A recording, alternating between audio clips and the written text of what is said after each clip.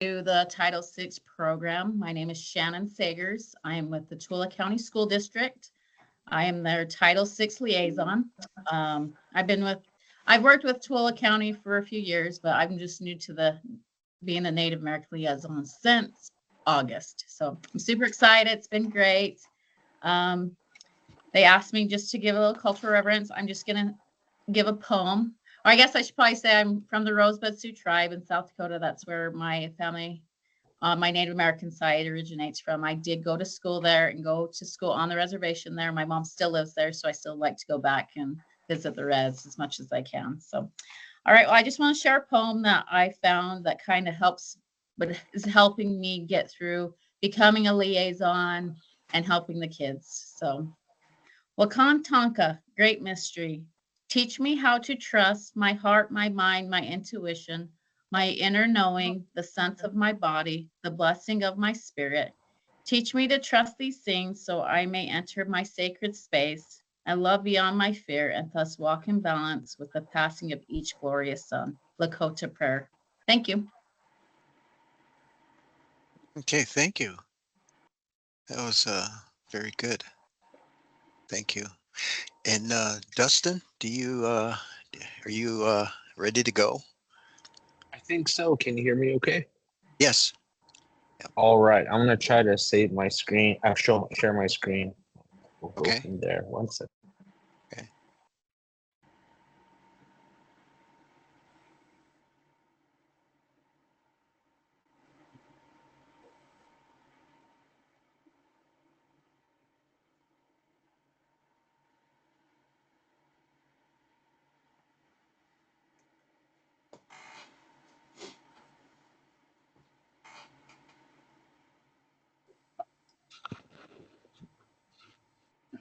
Chuck, do you just see my whole screen? Is that what it is? I see the screen plus you have the 1 through 6 or whatever, the screens Okay, on on the the side. side. Yeah. Okay. All right. Let me see. I wrote notes on this, and so it's like trying to figure out how to share this without sharing everything. So 1 second.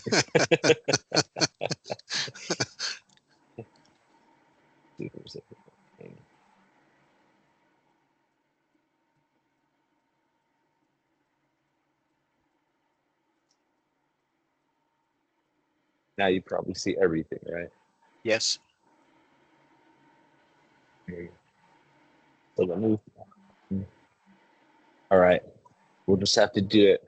I'll have to try to pull this off without my notes, guys. I'll do my best. Okay. All right, here we go. Let me see.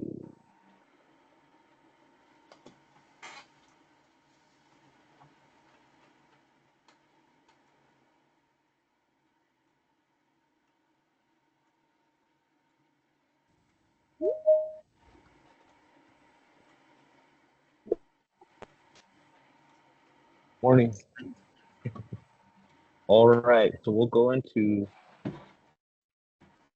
that right now. Well, good morning.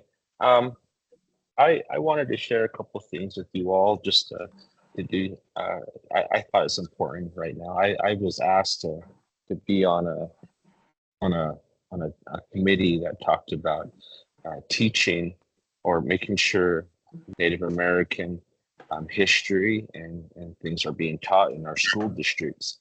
And I thought one of the easiest ways to do this was to teach about tribal governments in in public schools. And because in public school we teach American government, we teach state government, we take civics classes.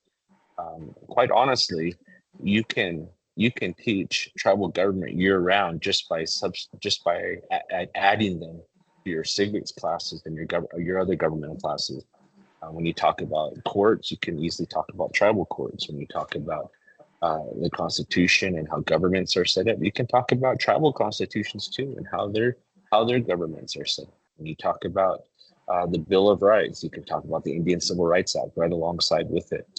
So I think this is a really good thing to understand and to move forward on. And so I was asked, what influence did did Native American governments, especially those that were in contact with on the East Coast, when there were those contact tribes there, when the Mayflower hit, when the Protestants hit, when um, you know, when these contacts are being made, what was happening and what influence did these governments have with each other?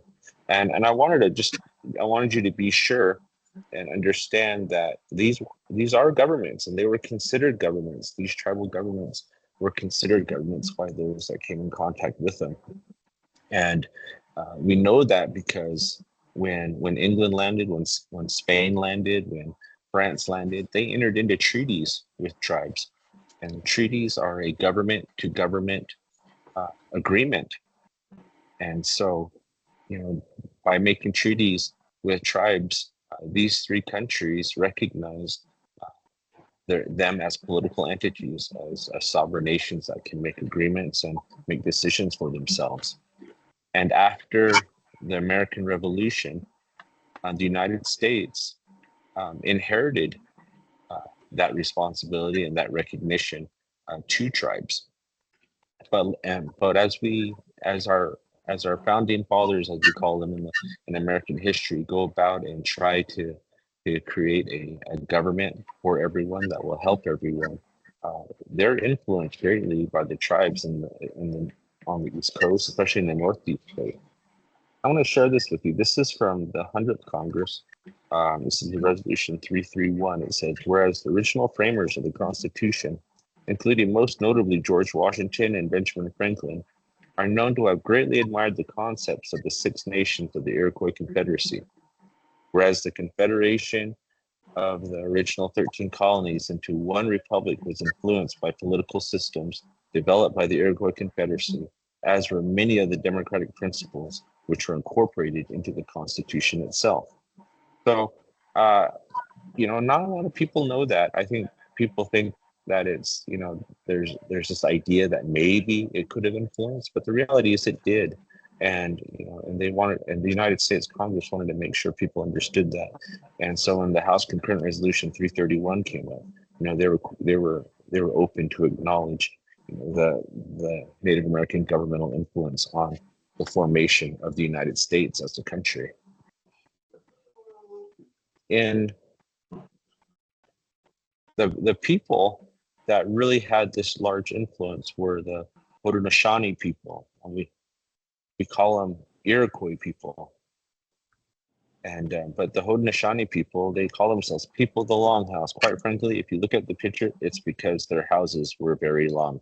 Okay, they lived in family groups, or they created these long houses just to make sure that there was room to meet during public meetings, that people could gather during feast times. Large families were coming over; they could be a part of that. But yeah, these are the people that had a lot of influence on the United States Constitution. This is their you could say this is their banner, but this is their symbol, right? This is the Iroquois Confederacy symbol. It's made out of wampum beads, right? That purple shell and white shell, and they're cut and they're strung up together, and they made these really long belts. This isn't super long, but they when people, they would make these belts super long, wear it as bandoliers across their chest. Sometimes with this design, but most of the time it was with family designs or tribal designs that showed where they were from. So when you hear people talking about wampum, they're talking about these really big beads that were cut and used to make designs in the Northeast coast. And this was what they called the Great Law of Peace. If you look at it, the original Iroquois Confederacy had 5 tribes: the Mohawk, the Seneca. Later they added the Tuscarora. That became 6 people. And I'm sorry, I can't see my notes.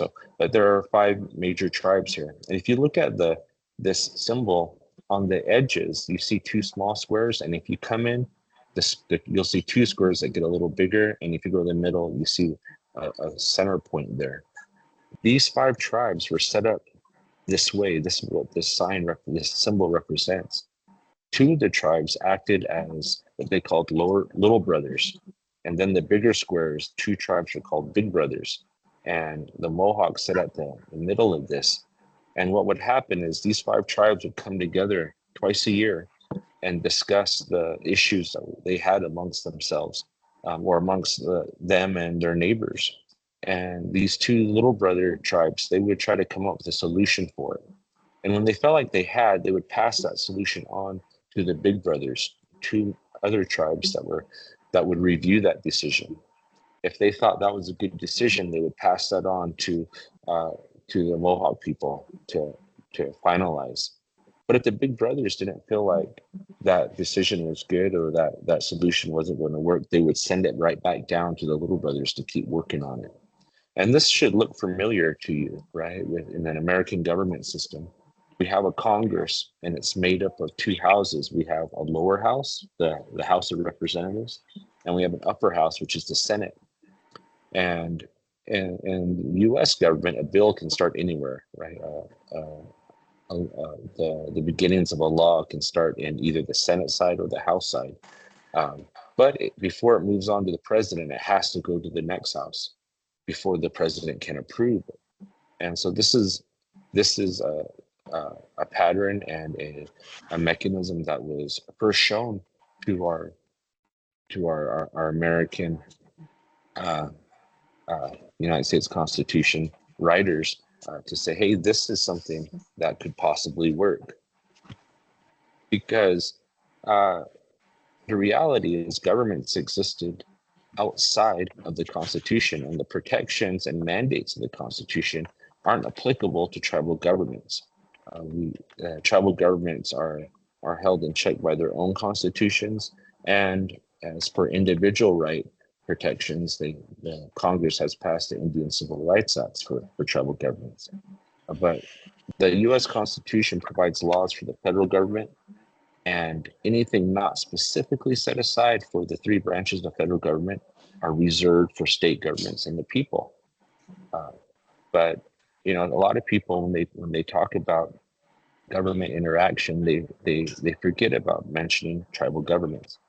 Sometimes you hear a fight that's termed as federalism. Federalism is just that tug of war of power between the federal government and states. Sometimes you get these really big issues, and is this the Fed responsibility, or is it a state responsibility, or who has this power, who can exercise that power? And for many people, for a couple hundred years, they forget to ask, where do tribal governments stand in this discussion? So if you're talking about for example, the Colorado River, right? The Colorado River runs through multiple states. It provides water to what we call upper basins. It provides water to what we call lower basins. And when states want to qualify their water rights, the states get together and they start discussing it. And most of the time, they don't bring in tribal governments, and tribes have to sue the federal government to become part of this conversation of quantifying water rights.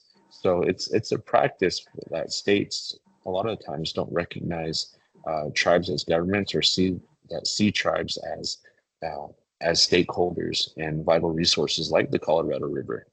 And so without teaching people of the existence of tribal governments within our United States exterior borders and boundaries, and without teaching people that they are sovereign nations, without teaching people that they have laws and they govern a particular geographical area, and they make laws for their people, you can forget to invite tribal governments to conversations that they really should be a part of, like water rights settlements, like whether or not an area should be protected, like as a national park or national monument, things like that. Sometimes you forget that there are tribal governments that are in operation, that have a voice, that have belief systems, and spiritual connections to those areas. And so we need to make sure that we always include tribal governments in this conversation. I think I spoke about this already, but I wanted to share with you, some influences of the Haudenosaunee. government or their great law of peace on the U.S. Constitution. And you can find these online. I picked out a few that I thought were interesting. But if you all teach state government or federal government, you can easily add in tribal government. And, a resource like this that you can find online can help you include tribal governments in that conversation. For example, under the Haudenosaunee Great Law of Peace, right, it restricts members from holding more than one office in the Confederacy. So if you're a leader, a tribal leader in this Confederacy, you can't hold multiple things and have control over multiple areas. You got to pick one, and you have to allow others to serve in those areas. If we compare that to the U.S. Constitution, Article 1, Section 6, Clause 2, um, also known as the ineligibility clause or the emoluments clause, it bars members from serving, members of Congress from holding offices established by the federal government, while also barring members of the executive branch or judicial branch from serving in the House of Representatives or the Senate, right? So, for example, we had Deb Haaland. Deb Haaland was elected into the House of Representatives in the state of New Mexico. But when President Biden appointed her um, as Secretary of Interior, there needs to be some help in covering that seat that she left open when she decided to be Secretary of the Interior. So that's a big influence that we see. It stops one person from monopolizing all branches of government. Let's look at this next one. The Iroquois Confederacy and the Great Law of Peace, right? It outlines a process to remove leaders within the Confederacy. This was a big deal. I have a quote that I didn't include on this slide, but it was from just an observer from England who came over to watch, to observe tribal governments and to observe the colonies here in at the 13 states, to see how things were run. And this person makes the remark that, in tribal government, people elect their leaders, which wasn't a big deal in England, France, or Spain, because right, they had kings, they had a monarch who was able to set the rules and make decisions, and was right appointed by God. So it's hard to remove a king who's appointed by God. And when you speak out against a king's decision or a king's action, they'll come right back at you and say, "Well, you're speaking out against God Himself, because God appointed this man to be king." So that was one thing, elected leaders. But on top of that, tribes would remove leaders from uh, leadership positions if they weren't helping, if they weren't doing the job that they were supposed to be doing to begin with. And that influence had made its way into the United States Constitution. Article 2, Section 4 reads, "The President, Vice President, and all civil officers of the United States shall be removed from office on impeachment for and the conviction of treason, bribery, or other high crimes and misdemeanors." Okay. So now the United States Constitution offers a way for us to remove people from office. Now you have to really try to do it right. They have to be impeached first. I think this is something that I probably need to explain a little bit more too. Impeachment isn't the actual removal from office. Impeachment is when formal charges are brought against you, right? There's enough evidence out there that we feel like we need to bring charges against you that, that are probably tied to treason, bribery, or other high crimes and misdemeanors. So impeachment is just you're charged with crimes. To actually be removed from office, the Senate has to conduct a hearing. The Senate acts as judge, prosecution, and jury after an impeachment. So the House of Representatives has the ability to bring charges against somebody, which is called impeachment. But the Senate is the one that holds the hearing on impeachment, and the Senate are the ones that decide if someone should be removed from office or not. Okay, so impeachment and actual removal are two different things. But again, it's part of a mechanism in the Constitution that was influenced by the Iroquois Confederacy and their great law of peace.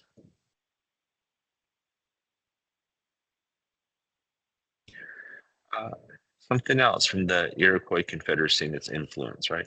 It designates two branches of legislature with procedures for passing law. And I just went over that, a little bit with you, that influence, where we also have now in the federal government, we have two houses in our legislative branch. We have the House of Representatives and the Senate. It was much like the Great Law of Peace, where they had a little brother house and an older brother house, and how one would start the process, come to a solution, and the other one could affirm the process or deny the process and send it back for a better resolution. And it's much like the House and the Senate, where a bill can start in the House or the Senate, and then once it passes there, it moves on to the next House or Senate, and it can progress at that point. But the reality is this bicameral house, or this bicameral legislature, what we call, uh, was an influence of the Great Law of Peace, or the Haudenosaunee Iroquois Confederacy. In Article 1, Section 1, they call them the vesting clauses. It reads, all legislative powers herein granted shall be vested in a Congress of the United States, which shall consist of a Senate and a House of Representatives. It goes on to outline their legislative powers. So another big influence on our country. Another influence we have is who has the power to declare war, right? And Article 1, Section 8, Clause 11, it has a war powers clause, and it gives Congress the power to declare war, grant letters of marque and reprisal, and make rules concerning captures on land and water. Sometimes you'll watch a movie, and the person that plays the president of the United States as a character, sometimes they'll say, I'm the president, I'll decide when we go to war. And that's wrong, because our Constitution clearly says that it's our US Congress that declares war, not our president. Our president can have troops shipped to an area for a period of time, but to stay there and to declare war on any other country that's there, that has to happen through Congress.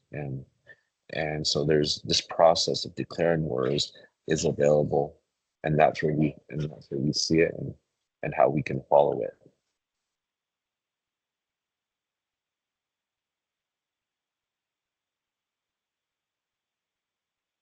Okay, this isn't much different than the first one, but the Iroquois Confederacy restricts members from holding more than one office in the Confederacy, right? And I shared this with you before. And the United States Constitution bars multiple people from serving in multiple federal offices. And the reason for that is they don't want there to be any conflicts of interest. They want you to have one job, one interest, and not compromise any other agency you might be with for the benefit of another agency. So that's the reason why they do it. They want you to be true and argue directly for one only. This is horrible language from Benjamin Franklin, but he said it anyway, and it shows his influence of the great law of peace. It says, it would be a strange thing if 6 nations of ignorant savages, right? That's how they viewed a lot of the tribes in those areas. But he thinks it's odd that they should be capable of forming a confederacy, such a union, and be able to execute it in such a manner that it has subsisted for ages and appears indissoluble. and yet that like a union should be impractical for 10 or a dozen English colonies, to whom it is more necessary and must be more advantageous, and who cannot be supposed to want an equal understanding of their interests. Benjamin Franklin is saying, these tribal governments operate in a confederacy like this. This confederacy is super strong, right? These confederacies, they come to each other's aid in times of defense. They come to each other's aid when someone is leaning on them and putting pressure on them.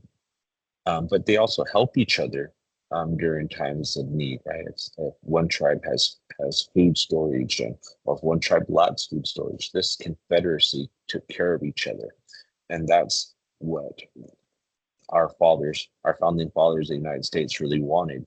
They wanted a solid United States, and that could only exist though if we had a federal government. If you remember back to the Haudenosaunee flag, right? They have the two smaller squares on the outside, and then the two larger squares will come up in the middle. But in the middle, there's a central figure and a central leader, and for the Iroquois Confederacy, that was the Mohawk.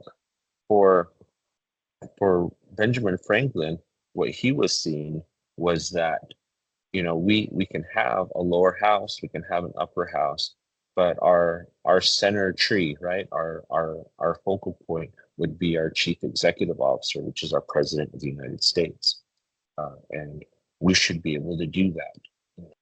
And this is a system that's worked. It's worked for thousands of years, and on this land with the tribal nations here, it should be able to work with the United States. And so that was the push for it. We have different things, we have different things that we can talk about. The talking things out isn't anything super new to tribes, and having worked with the federal government and now putting in time with state government, getting state leadership to recognize tribes as governments is not a hard thing to do. What seems to be hard is for them to accept how complex tribal governments are. Sometimes the state will say, contact the tribes and see if we can answer us by tomorrow on this thing. And we have to say, hey, these are tribal governments. They have tribal processes and procedures, governmental processes and procedures they have to follow. This isn't a community group that gets together and makes decisions offhand super fast, pretty quick. Some things have to go before their people. There's some areas, some subjects where the people have to speak on it. So it may take a little longer. And that's, that might be a benefit of having small governments, that we have the luxury of doing that. But it's still extremely important that tribes do this.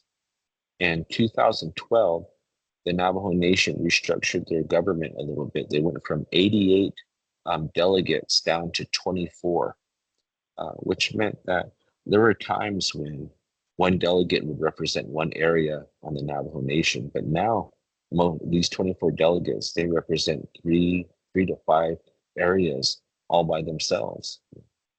And part of this structure, they formed subcommittees in the Navajo legislature, right? They have resource and development, HESI, Health and Human Services, education. They have law and order, they have budget and finance, and then and every Navajo Nation delegate is assigned to serve on one of these four committees.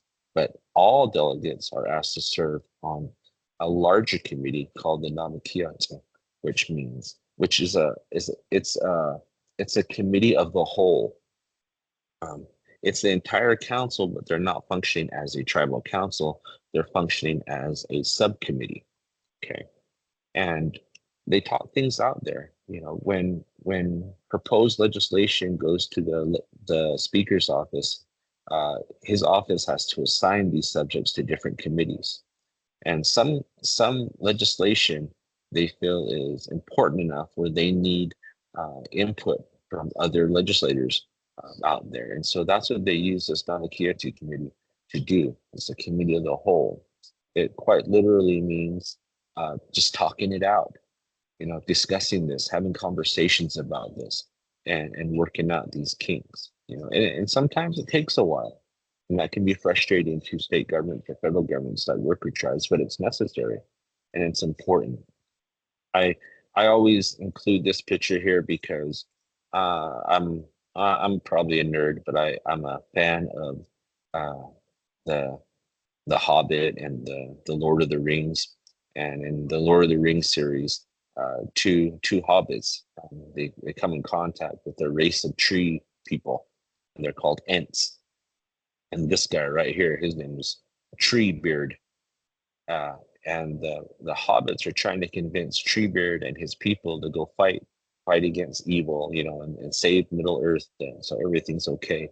And he takes them to this council with all these other entries, and he puts them aside, and these ants start talking. They talk for hours and hours, possibly days.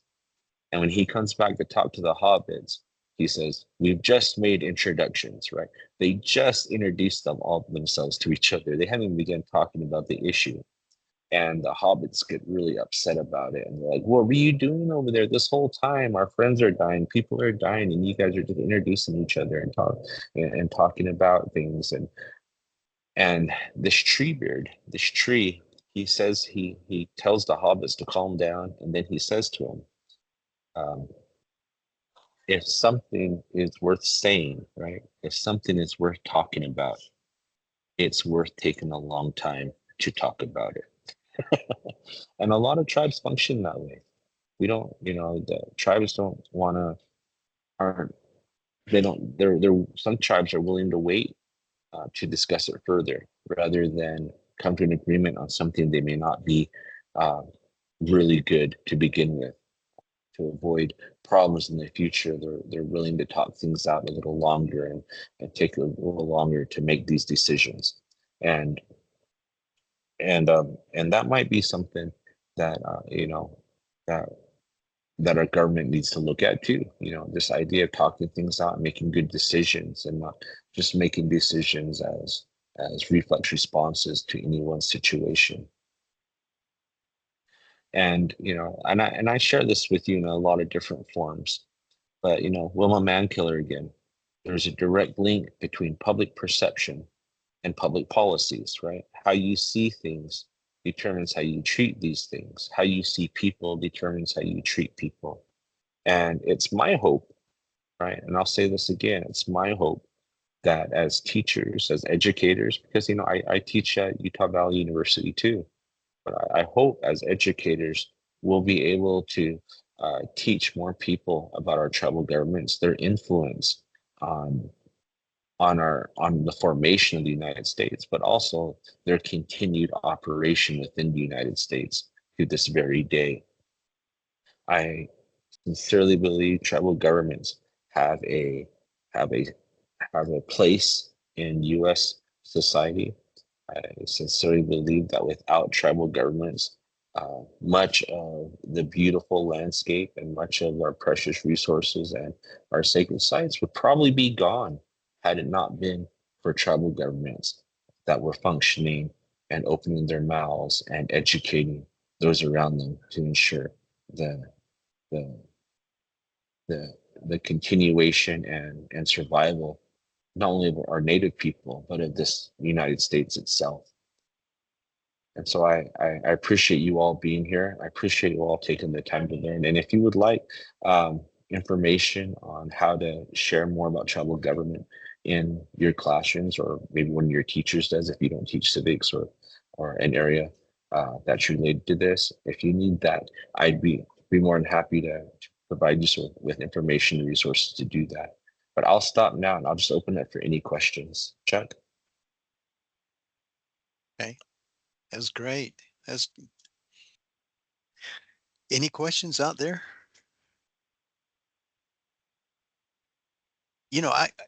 I have just one in terms of departments. When you were talking about formation of the government and how the government is divided into houses, like with the Iroquois Nation. Then you compare that, the parallel with the U.S. government and how they're parallel, how they set up their system also. And I think along the way, I'm not so sure how this whole thing panned out to be. Maybe you could explain a little bit more in terms of, we they had the whole treaty, if you will, I'm just going to call it the treaty office, and they put that into the Department of War. And a few years later, after that, it switched over to the Department of Interior. Now, was there, what would you, I guess what my question is, what was the rationale of putting the treaty office into the Department of War, and how that Department of War now becomes the Department of Interior? I can give you my opinion on it. I Okay. haven't really, and I can tell you what other people have said about it. I think one of the reasons why the treaty office was put into the Department of War is, one is they were seeing tribes as separate nations, and a lot of if there was any conflict between tribal nations and colonial settlers, it usually ended up in some type of a fight. And so as far as the domestic wars going on, it was always with tribes.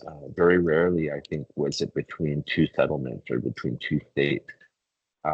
And tribal governments and tribes and their armed forces weren't afraid to stand up against colonial expansion.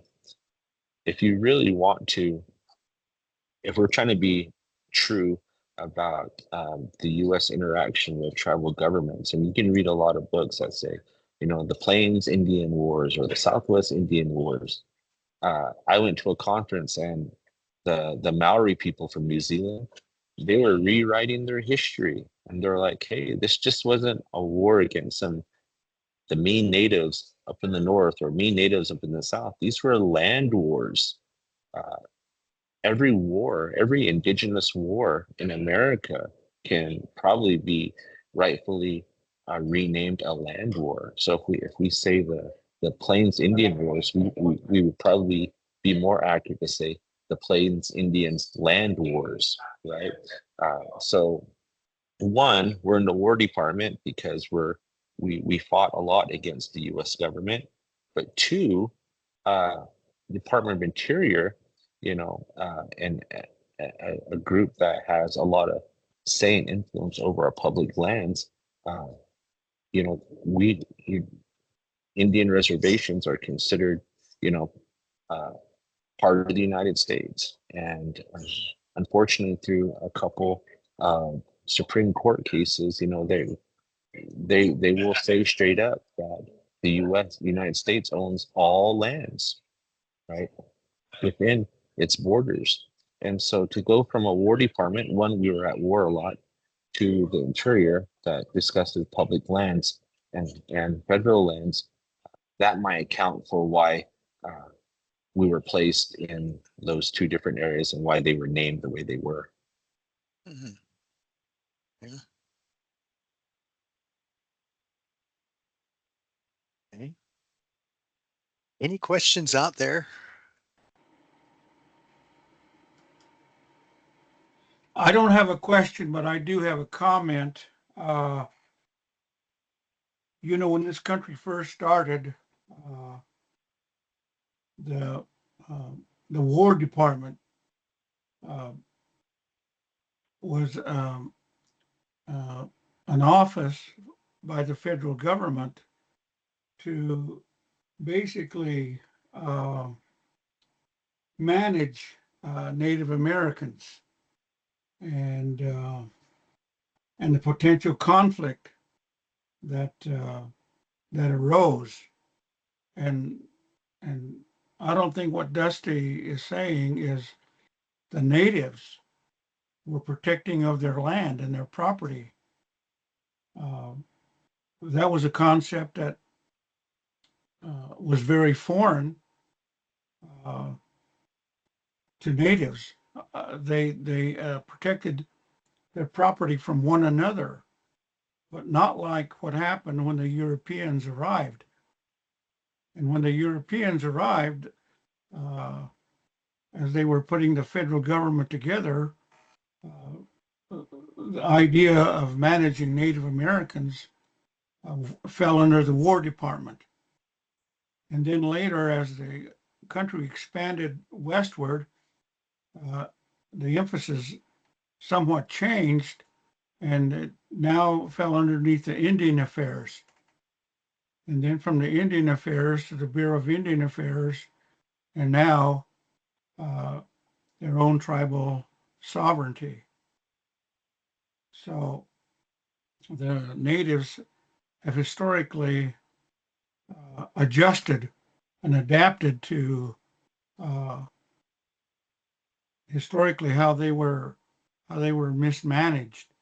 And there are a lot of historical, I think, documents telling about the mismanagement of Native Americans and how they were treated, dealing with the office of the presidency and with the martial triology determination, dealing with laws and those kind of things. And so historically, natives have always adapted to the laws, but we are still here. And the natives, I think, as an ethnic entity in the United States country, have had a lot of regulations that they've had to deal with as compared to other ethnicity groups across America. And we still are under those directions still.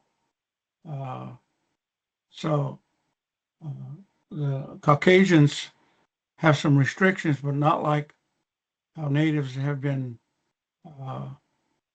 restricted, removal from their land, reservation, boarding schools, and things like that. So to me, that's a true story. And I think that also needs to be conveyed when we're talking to kids on the high school level or even on the college level, to give the both perspectives so they can make up their own determination. So that's my comment. Okay. Thanks, Very Virgil. good. I appreciate it. Any other comments out there? I did a quick search on my phone, and it says signaling a change in approach toward Native peoples. The federal government moves the Office of Indian Affairs from the War Department, which runs the military, to the Interior Department, which manages public lands. So, as wars subsided between the native tribes and the United States government, the concentration began to look more on public lands, which lands could be available, and we can all as Native people watch, find something on Google that can show the growth and shrinkage of tribal lands within the United States as Western expansion moves forward. But I appreciate your words, Mr. Johnson, and for sharing that.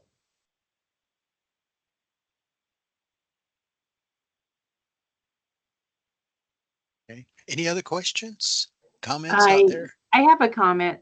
Sure. Thank you for this presentation, Dusty. And one of the things that's starting to come up in conversation is like, is there going to be more and more restrictions with what our teachers can share in curriculum with all of the things that's happening right now at the state level? Like there's certain books that are being banned and there's things that are happening. So how will that impact how much our teachers can share? And so that's always a concern. Like I know right now there's different things that are being shared at the state office level in terms of what can be taught, like at the high school level for sex education. But, you know, we have our own teachings. We there's teachings that we can share with our young men about when their voice changes, and tying with respect, and then also with our young women about kanata, our young girls. And so there's teachings that we have that could be part of that curriculum, but like how much are we going to be restricted? So that was my only thought in terms of, you know, there's all these things we would like to share, but with all of the stuff that's happening right now, you know, how can we bypass that to share with our students?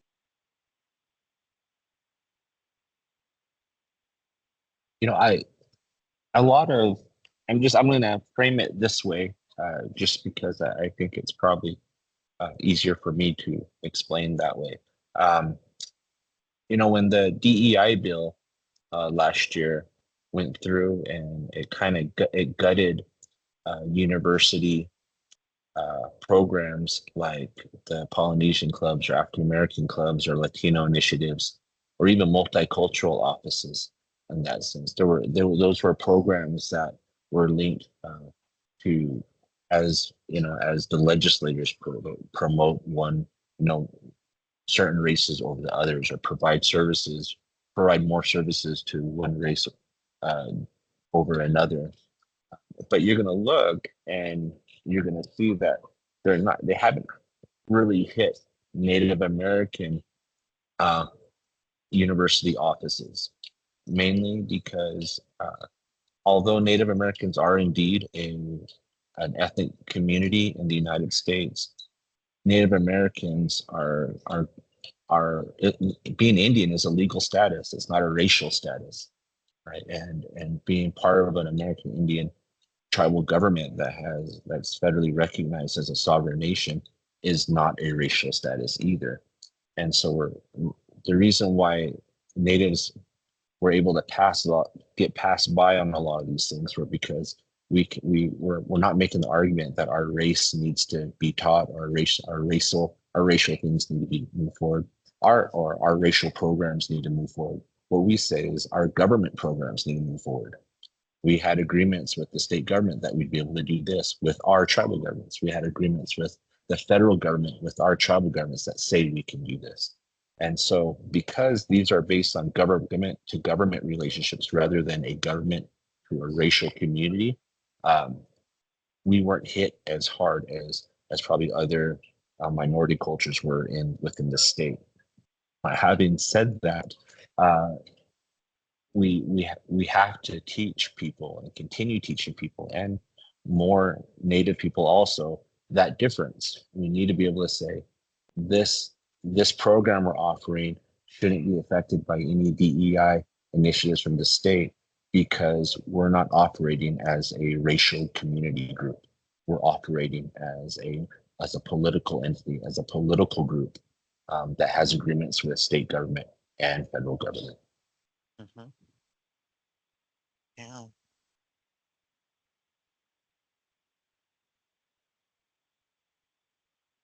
Okay, any other comments? Observations? If not, hey Dustin, thank you for your presentation. You know, this kind of really opened up my, you know, that, you know, I'm thinking a lot more about the relationships, you know, the parallel between governments. And I think oftentimes that those are neglected.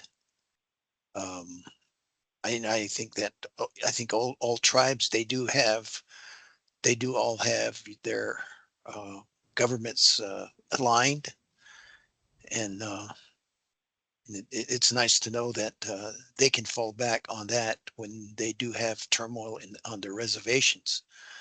But I think the key is that how does that apply to the federal government and the treaties and the sovereignty? I guess the sovereignty and the treaties, they come up in terms of knowledge, and on both sides.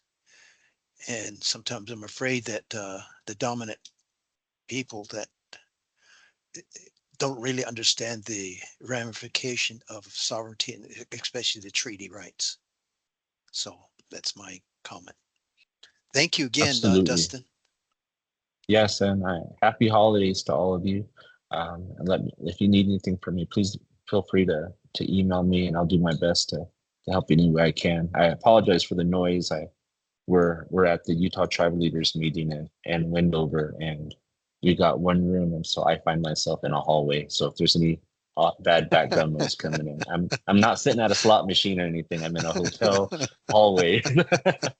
So I Yeah. appreciate your patience and Yeah. being Hey, able to sit Dustin, through we this. got a comment here. Your presentation, they would like to have your presentation. Well, the Yeah, presentation be sent out to us. I guess send it yeah. to Madeline, and then Madeline will send it out to everybody.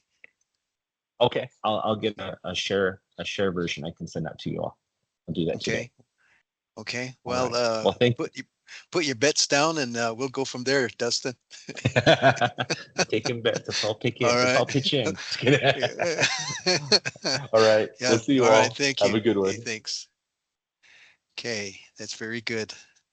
Now let's go to the next presentation, which is by Avina Holiday from UTA. She's a representative there, and I'll have her just talk a little bit about her background and what she's proposing to us.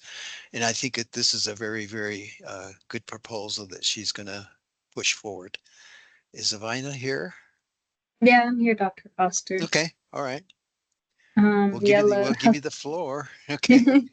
Thank you. Yate share Avina Holiday and share my dish initially. The Bethlehem Bashes Chinki Ani Dashichedo Betani Dashinella. So my name is Ivana Holiday. I am from the Navajo tribe, Navajo Nation, Dene, how people may kind of understand it that way too. But yeah, I'm one of the community engagement specialists at UTA. Got in contact with Dr. Foster. I used to work at the Urban Indian Center, did a lot of work within the Title VI program. So it's always nice to kind of come back and hear about the presentation and the other information that's given to Title VI coordinators, and also learn about the work you all are doing. But I just wanted to come here today to share some information about our upcoming youth art competition. Can you guys see my slides? Look good. So I'll just share this. But yeah, so UTA does my Beautiful Community Youth Art Competition. I apologize for the noise too if you do hear the train in the background. So this right now we're currently doing some quiet zones and just alerting, making sure our trains are alerting people when they do come to a railroad crossing. So that's why there's trains in the background making that noise every once in a while throughout the day. But yeah, so we have our community youth art competition. This happens every 2 years. So our last competition was in 2023. Our next competition is in 2025. So I'm just here to share some information, just get the word out, and then also any questions, help answer any questions you may have. So our youth art competition, it's provided to K through 12 students in Utah, and it's just an opportunity for them to express through public art, spark joy and creativity in others' lives. Our goal with the competition is just aiming to empower youth expression and celebrate all things Utah. And then details, so any student or youth living in the state of Utah is invited to apply. So regardless of their location or school status, so if they are homeschooled, if they're in a charter school, private school, or if they hear about the competition within a community center or community organization, they're always welcome to apply. So for our upcoming competition, we'll be accepting submissions from February 10th to March 24th of next year. I did say that's open to K through 12th graders.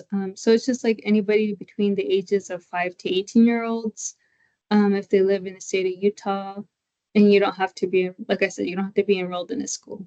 So we have 4 different categories. We have second through, or K through 2nd grade, 3rd grade to 6th grade, 7th through 9th grade, and 10th through 12th grade. So we'll be choosing 12 winners, and each of the winners will receive a $100 Visa gift card.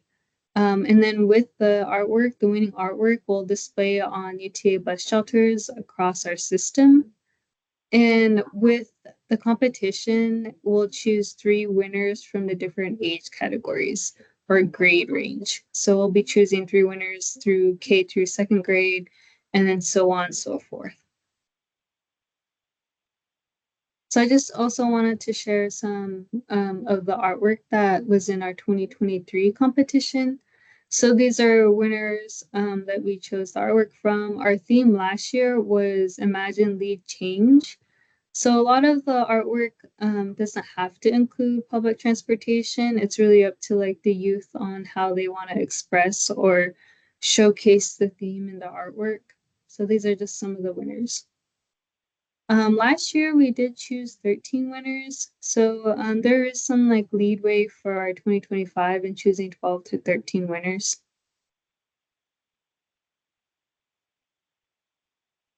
And then just like a program recap. So we had 509 submissions last year. We reached 70 cities. We had 39 homeschool students, 78 charter school students, 5 private school students, 387 public school students submit artwork to our competition.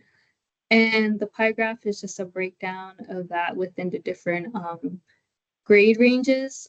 And with our program too, we do try to have opportunities to display the artwork in the community. So these photos are from an art display through the Salt Lake County Library. And this was at the West Jordan Library.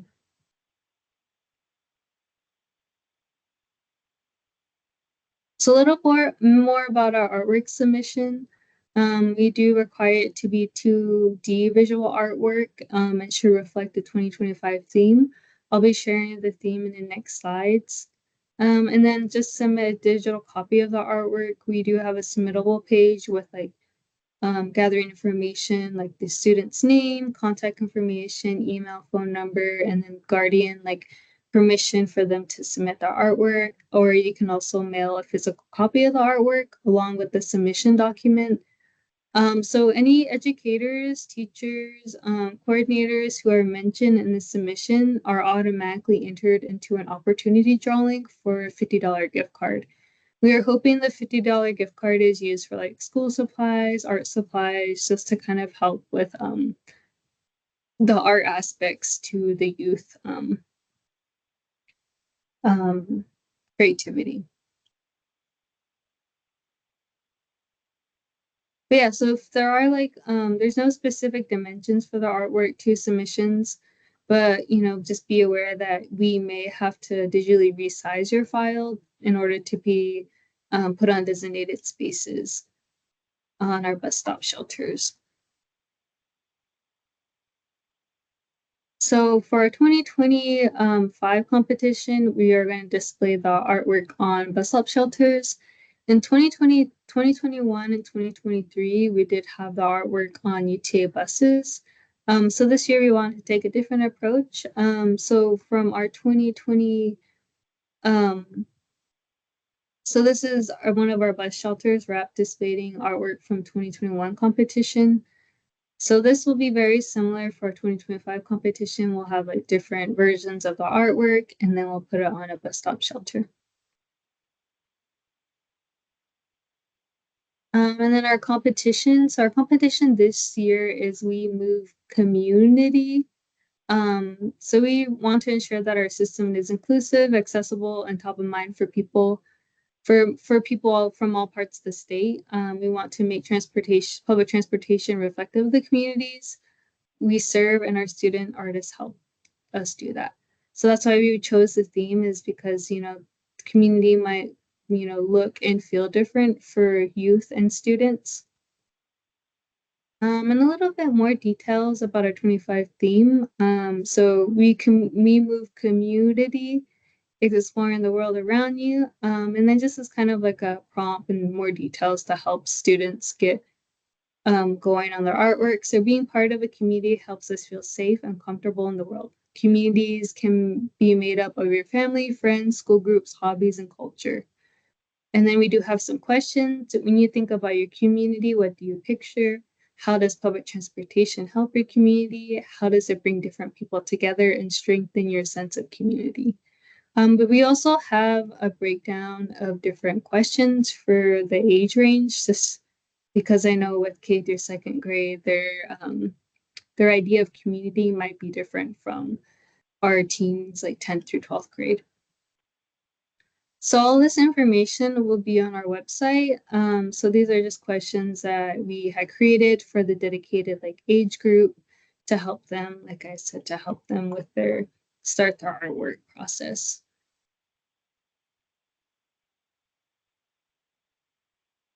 And then this is our competition flyer. It has the theme, the name of our competition, students win $100, Visa gift cards, and our work displayed on public transit across the state, and then our submission date. And we do have various partners who have supported this competition in the past and continue to support the competition. So I'll send out like an updated flyer with our partner logos too. Yeah, so that's the end of my presentation. Does anybody have any questions?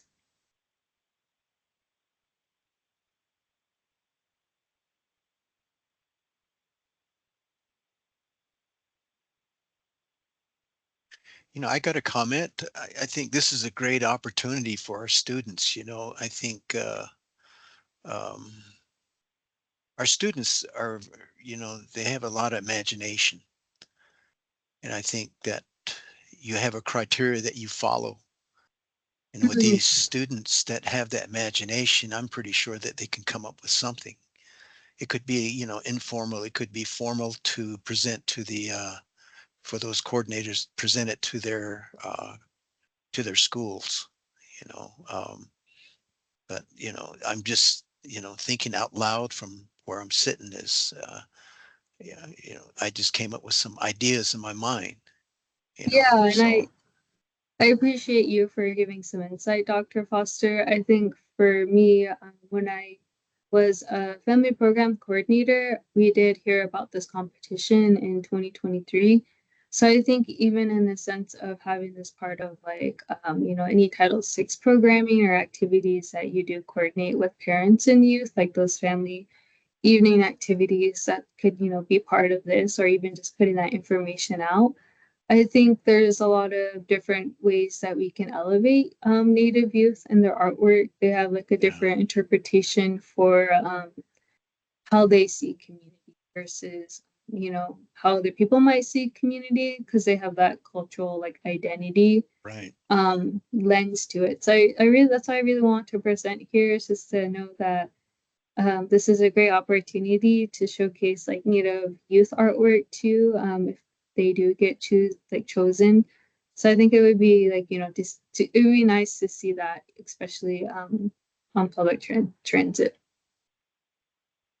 If you have that information, or if you have those slides, can you send that to Madeline, and Madeline will send it out to all the coordinators, and that's just kind of a reminder, and maybe some of the coordinators are excited about this, and hopefully, Yes. we'll get a good contingent of American Indian artists, send it in stuff. So Yeah, that's just kind of my.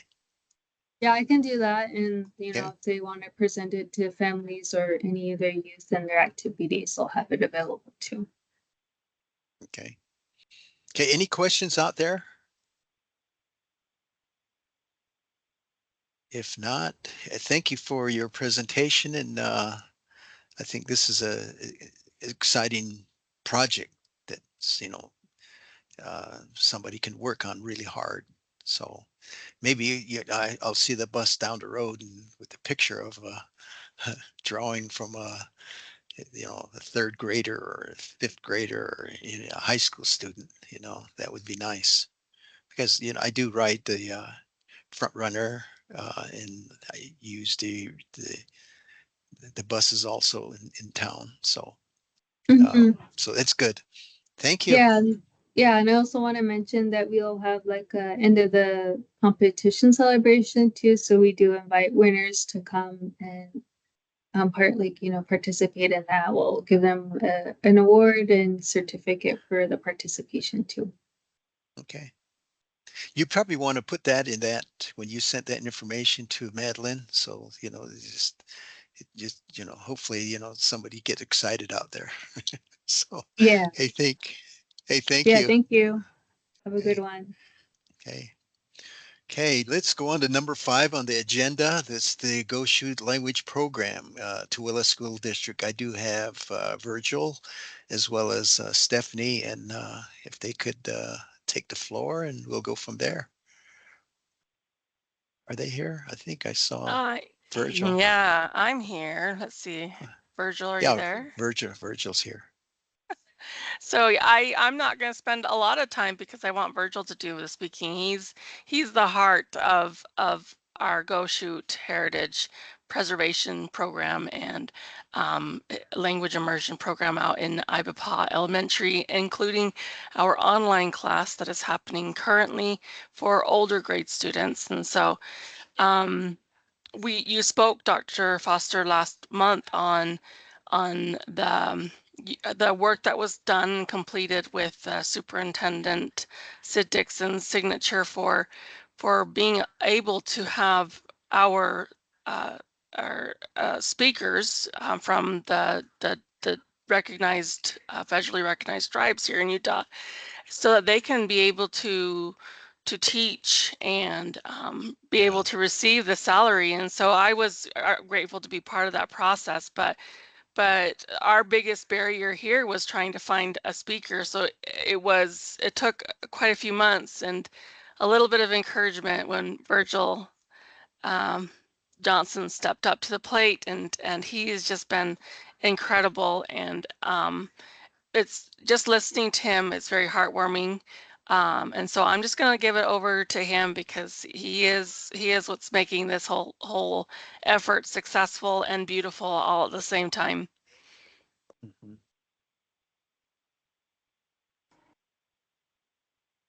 Okay, well, thank you. Just a quick FYI for everybody. I've worked with Dr. Foster in different capacities through the years, and all dealing with students uh, in the various school districts in the Valley, and also in Tuala County School District. Uh, and being a former school teacher, I spent 35 years with the high school kids, and also was an administrator. So as far as education is concerned, I spent 35 years total and retired after 35 years in the education field. And as a former teacher, I learned a lot about teaching and I understand pedagogy. And having that background experience in pedagogy, I wanted to use that experience and to teach our Goshi Shoshone language to our children. There have been several grants that's been made possible by the federal government for various tribes in America to retain and to preserve their language. And I worked with the Skull Valley Band of Goshutes in writing up their grant for the federal government, and did something similar for the Confederated Tribes of the Goshute Reservation located out in Ibapaw on the Utah-Nevada border. But like all grants, many of the grants are competitive, especially when it comes to gaining those funds from the federal government. And you spend a lot of time in writing grants, and you have to meet their criteria. And once your grants are finished, you send it in, and then you wait to see if you were approved. And if you weren't approved, then obviously you don't get the grant. And that's what happened to the Skull Valley Band and the Confederated Tribe. We didn't receive the grant. Out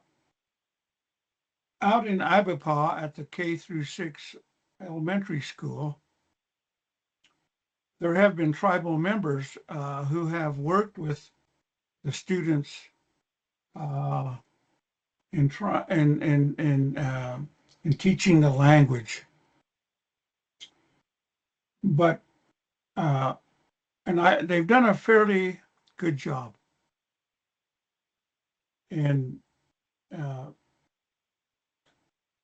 teaching the language, and I think it has been very helpful.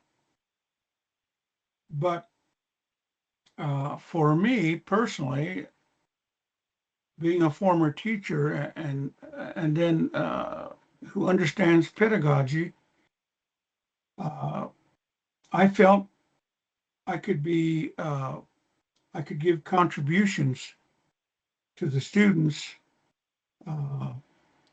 to preserve and retain the language. And when Stephanie Rowley contacted me, we spoke and spent some time talking about an immersion program, because throughout the state of Utah, there are several immersion programs that are offered in the elementary schools and also in high school. In high school, they take a class, a regular class on a language. Could be French or Spanish or Russian, and those kind of languages. On the elementary school, we call it immersion. And so, and I told Stephanie I didn't want to be a full-time teacher. I would help what I could and how I could as a part-time teacher, and maybe have an immersion program. So that's how we started. And and then once I got going with Stephanie's blessings, I spent a whole summer of 2022 writing the curriculum. Since there is no written curriculum from the state, I made several inquiries. So in order to put a curriculum together, I called San Juan School District and spoke to an individual in the San Juan School District who does the Navajo language program. And she sent me several pages of materials of how they do their program. And I also did a lot of research I read a lot of information on immersion and bought some books dealing with immersion. Now, in reading the research and looking at all the information that I looked through and spent a lot of hours and time uh, trying to put as I was putting the curriculum together, there is a format that a typical immersion class follows. And so looking at the information that I was reading and researching, I followed a similar format. And the curriculum started to come together as I was putting it together. And there is no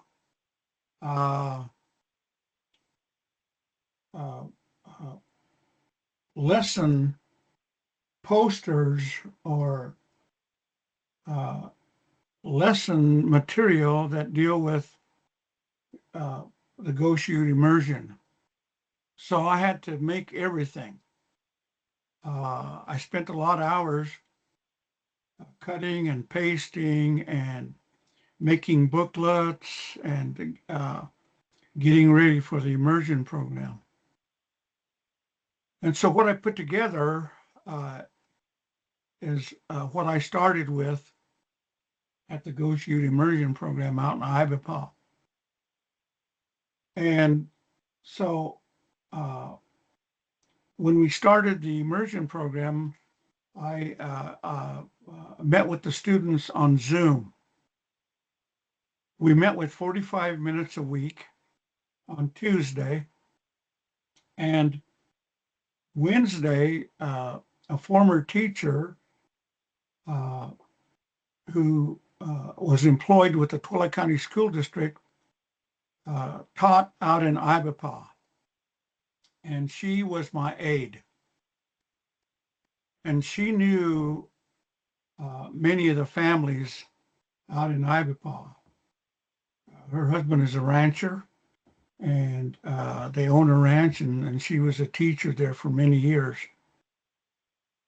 And I did ask for an individual from the tribe to assist me, but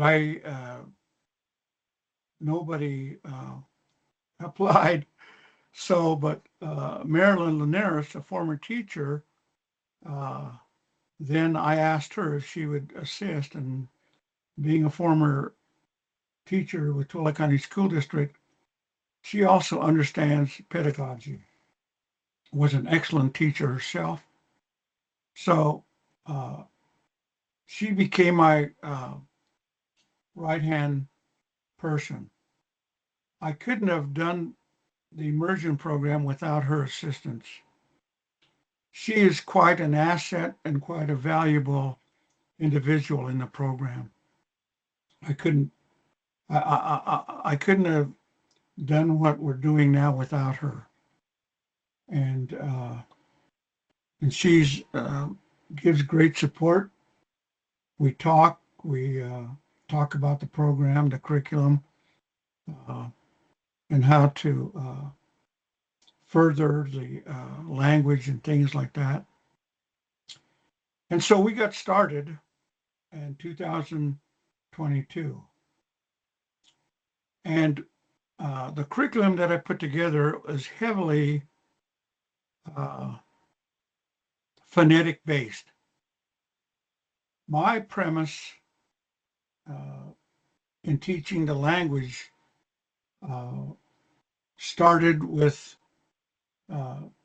students hearing the language, saying the language, and with a lot of repetition, and with handouts that I had put together for the students, and also the booklets that I put together. So for example, I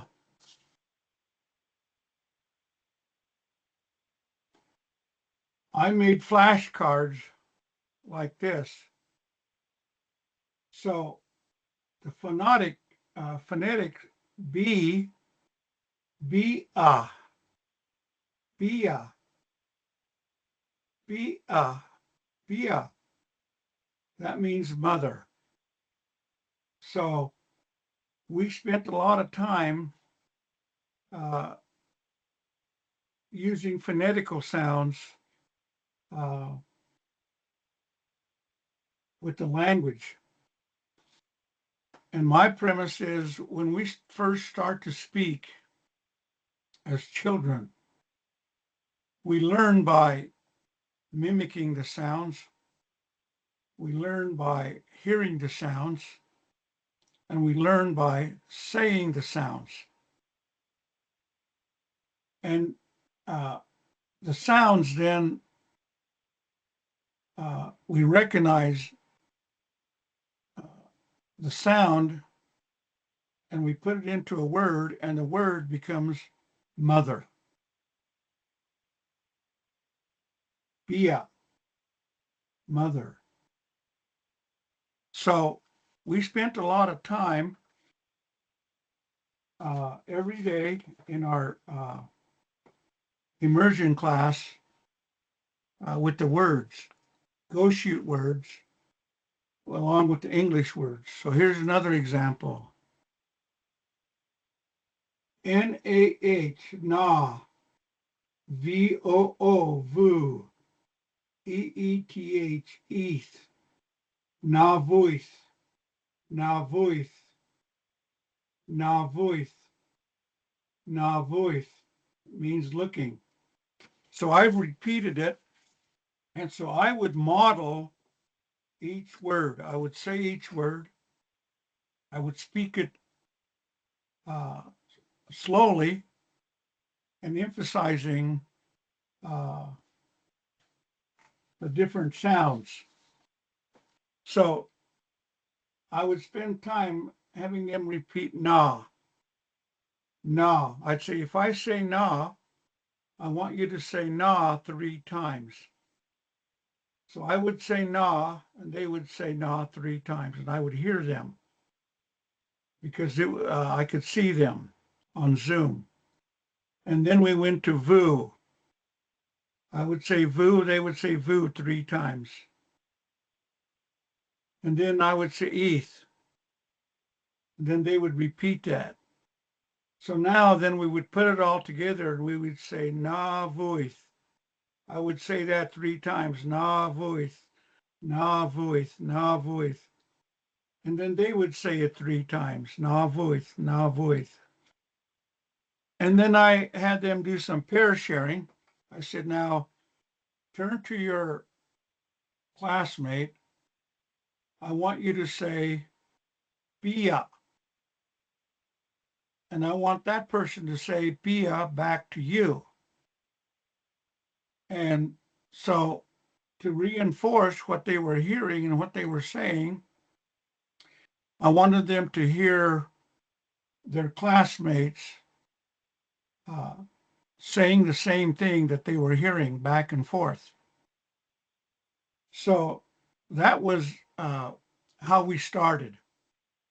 So I said the word, I broke down the word, and they said the word, they repeated it 3 times, and then they shared with their classmates.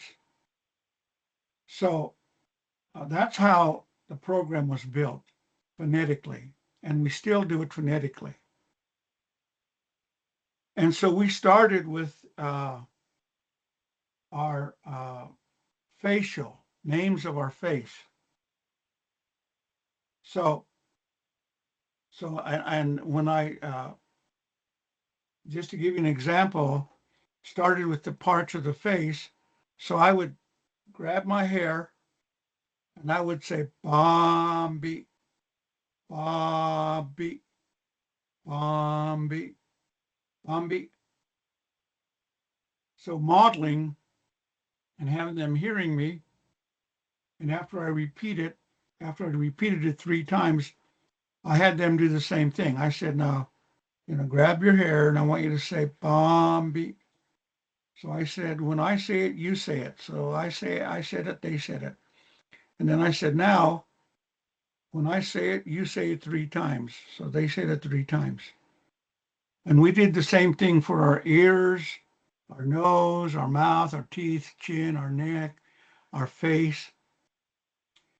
And what I'm sharing with you, that took, just to know the names of our face, that took at least a month and a half.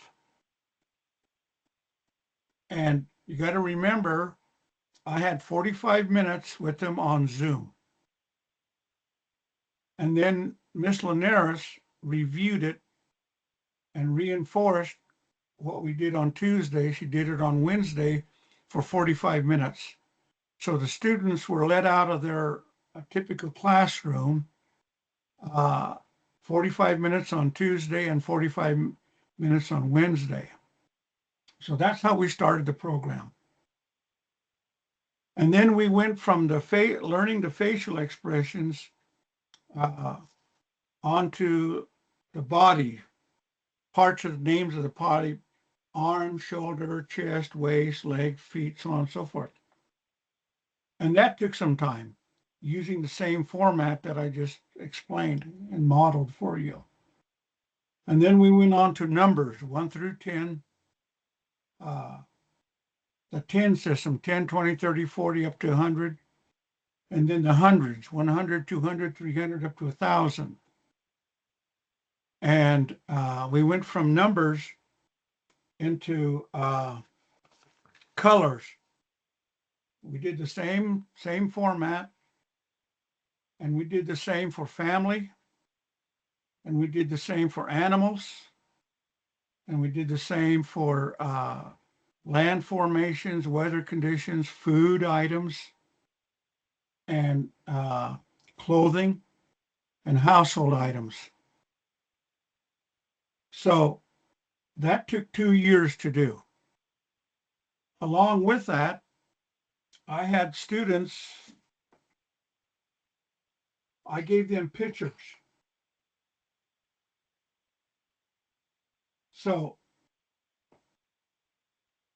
father, Appa, and then on the back side,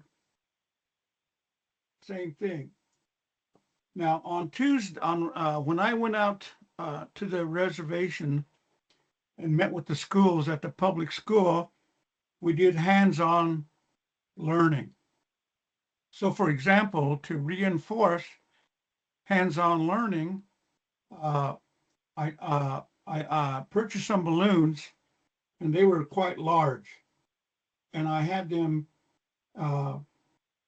put on the balloon eyes and nose and ears and mouth and teeth and hair, and they had to do their own, so they were very creative. So in order to continue with the learning of the face, I got up in front of the class and I had my balloon and I pointed to, let's say, an eye. And they said, buoy. And I pointed to the nose and they said, museum. So I reviewed everything on my balloon. And then I chose the students to come up in front of the class, and I had them point to a couple of items on their balloon, and the class had to identify and say what that was on their face. So, and they all participated in that. So not only did we, as an educator, I know that students learn through auditory learning. Those are the type of students who hear things and they get it. They got it. Students are visual. I'm a visual learner. I have to write things down in order for me to to get that information. And then the third type of learner is the kinesthetic learner. Kinesthetic learners have to feel it. They have to manipulate things. So by doing what we did by repetition and pair sharing and hands-on activities, the brain retains that information, and it has to be repeated. So that's how we did the program. And then the next year, we did sentence. We started to use small phrases and sentences. So I made one of these for each of the students. So there's the other side that looks the same. So each student had a folder, and they opened up their folder. You could see this page. I could see the same page on the other side. So here, the concept was fixing broken table, chair, and door. So I taught them a simple phrase, haganiko,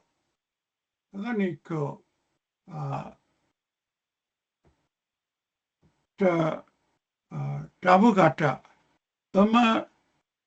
takatawa, tatua.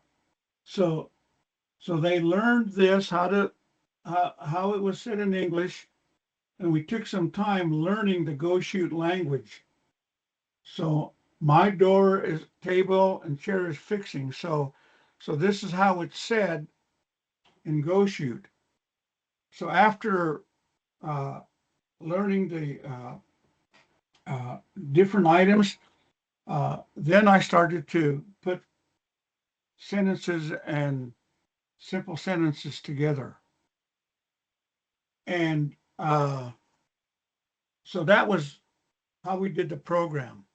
This year, this is our third year, and now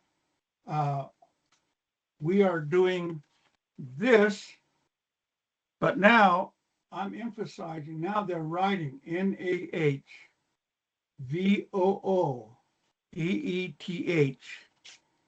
Navuith, looking. So we have gone from just basic, saying this three times, and saying it three times. Now this year we're starting to write the phonetic sound. And we're also writing simple sentences and phrases. We're still in our review phase of the items that I just got through covering. So the second half of this year on the elementary level, we are going to focus in on more phrases and sentences. And the kids are starting to get it. I hear grandparents and parents say to me, I hear my children talking and I don't know what they're talking about. They understand what they're saying to one another, but the parents don't understand it. Now, we also teach the language through music. I had a hand drum, and I had a rhythm going, and so we learned with the rhythm of the drum, singing the numbers 1 through 10, the 10 system, the hundreds, and then so I use sound, and then I also have the students, they themselves pick the drum and they sing, and they lead the group. They all get an opportunity to do that. Last year for our student graduation, several years ago, I remember when I was in high school, BYU had a group called the Lamanite Generation. And the Lamanite Generation went around the Intermountain West, giving some concerts, if you will, dances from different ethnicity. The Polynesian group, the Hispanic group, the Native American group, did their dances and things like that. And one of the songs that the Lamanite generation sang was Go My Son, with all the hand gestures and things like that. And so we taught that song to our students. And at last year's graduation, they sang Go My Son in English first, and then they sang it in the Goshute language with the drum and with all the hand gestures and things like that. So, and I just want to mention one more other thing, and so you can see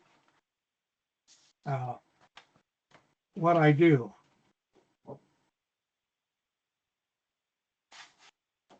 So here's a laminated card dealing with animals. So the first animal is penguin. And then we got the elk. And we got the wolf. So they did the same thing. They said the word, they repeated it 3 times, and so on and so forth. But I included motions of the animals. So for example, for a fish, so you can see this, for a fish, we went like this because that's how fish swim. So when they said penguin, they went like this, okay? And so then I'd go like this. So I'd say, if I do this, you tell me what the Goshute word is. So I went like this, they said penguin. And we did the same thing with the wolf. Pia isha. Pia isha. Pia isha means wolf. So, but in order to do the wolf, we had to make a sound. And when you hear a wolf, you hear the wolf go, oh, oh. So after I said that, guess what the students did? So we were all acting like the wolf, sounding like the wolf in class. We were going, oh, oh. So you get the idea.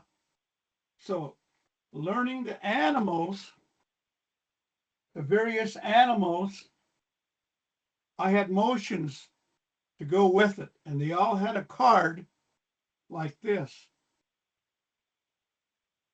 So for an eagle, we went like this. Okay, so that gives you an idea of what we do on the elementary level. Now let me just take a few minutes to talk about the secondary level. The secondary level, we started half a year last year. And I started with the same, like I did with the elementary, with the facial parts, the body parts, and then the numbers and things like that. And we didn't get to, I think family was as far as we got last year, because it takes time. Here again, last year I met with 45 minutes with the secondary students from 6 to 7, 6 to 7 or something like that. And I only met with them once a week on Zoom. And then this year, this is our second year, and we now go for an hour and a half. We go from 6:30 to 8 o'clock on Zoom. I don't meet with them, but we do Canvas. So all their assignments are done on Canvas. I wrote all the curriculum for the secondary students on Canvas, their assignments and these things that I'm showing you, they're all on Canvas for the high school students. things with the body parts, the facial part, they're all on canvas. And I explain that to them and when we're doing canvas. Now, let me now mention some of the challenges and the disadvantages of the program. A truly immersion program, you have students for a half a day. And when you have students for a half a day, they speak the language, especially on the elementary, and you have them 5 days a week or 4 days a week, or how many days that the school is in session.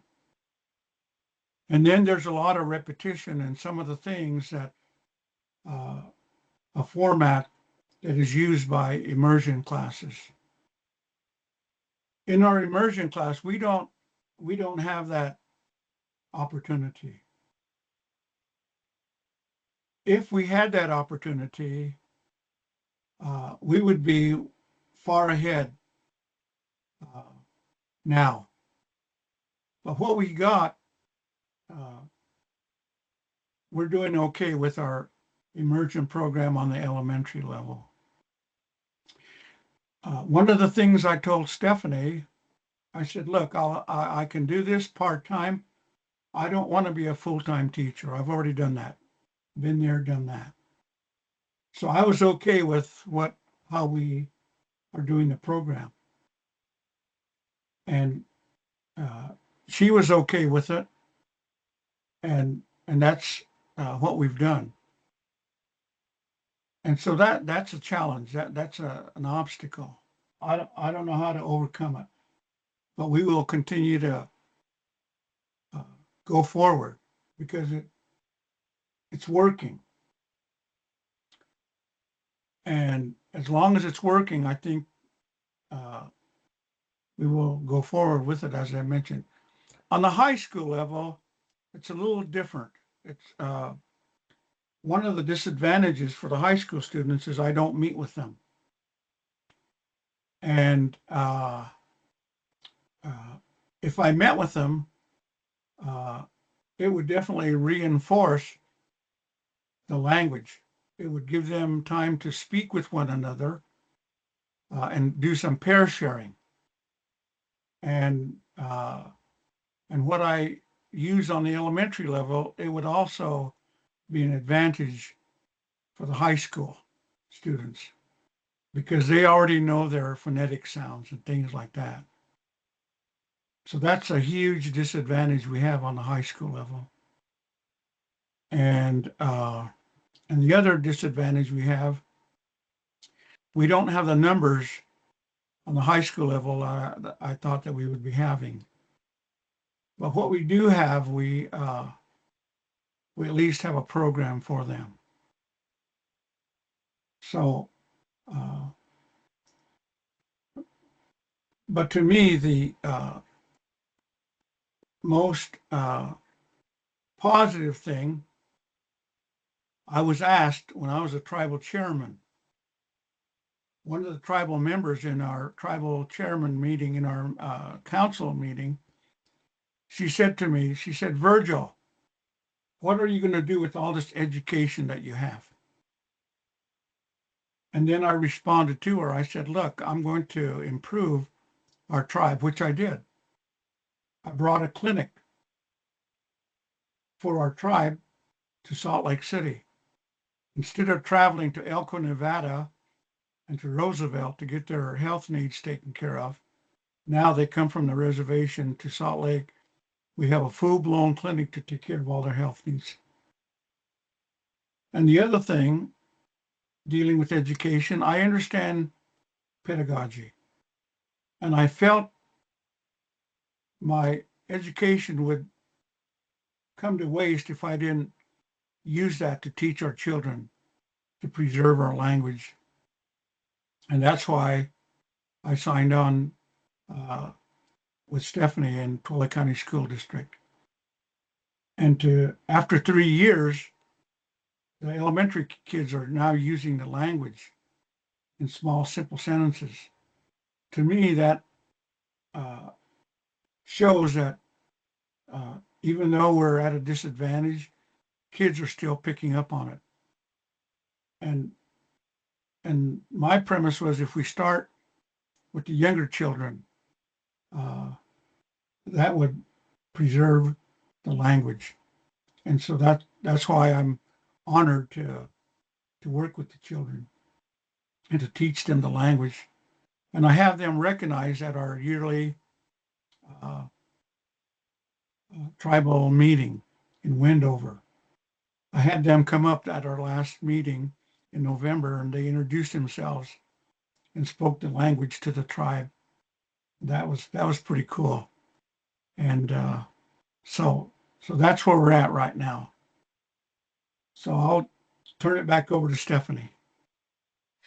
I think you did a fantastic job, Virgil. I echo those same concerns that we've been noticing, seeing with implementing the GOSHU program, and we are working through some ideas at this time to change the format of the upper grade, the high school, secondary school class, where we will be most likely, because it's difficult for the students to meet in the evening time. They've already have a full schedule. And so we're going to be recording lessons, and doing a Canvas format so that the students they can even take the course during the school day. It's more asynchronous.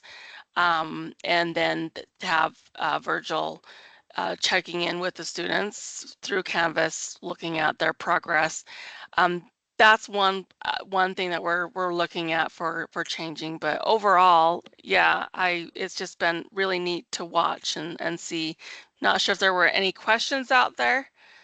Virgil was pretty thorough on his process of teaching. Yes. Okay. Yeah. I learned a lot from Virgil within the the section that he made the presentation.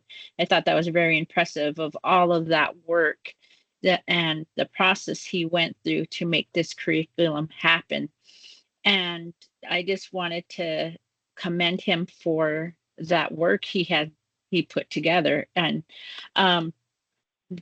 when he's talking about starting with the little ones teaching the language, I used to work in a Head Start program up in Fort Hall with the Shoshone-Bannock tribe. And as a Head Start teacher, the tribe had us, had our center build a curriculum matching the performance standards with the Head Start.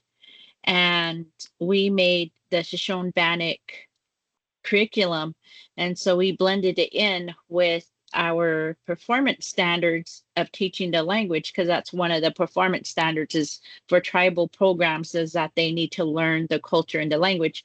And when he was talking about how he used music to teach the language, we done that too. We sang head, shoulders, knees, and toes in Shoshone, or the Shoshone-Bannock language, and the kids really liked it. And so when they would go home, they would tell the parents, "Hey, this is what we learned," and then they start doing the motion and stuff. And so I thought that was cute. And another thing that we've done too is saying I know back then it was appropriate to sing the 10 Little Indians, but we changed that to singing 10 Little Indians in Shoshone. It was kind of hard to say number 9 because it's a big old long word, but we still did it. And so now currently I am a member of the Ute Indian tribe. So back at home in Fort Shane, our education department's trying to get something going for our language to be presented. And one thing that I hope for all tribal languages is that to start teaching the language on the college level. So one example, I know there's probably other colleges out there who do teach their language on a college level, but I know for sure in Fort Hall, in Pocatello at the Iowa State University, you have Dr. Drusilla Gould, who teaches the Shoshone Bannock language college level, and that counts towards what is it? Ah, it's one of the requirements where you have to take a foreign language or something like that to get a degree.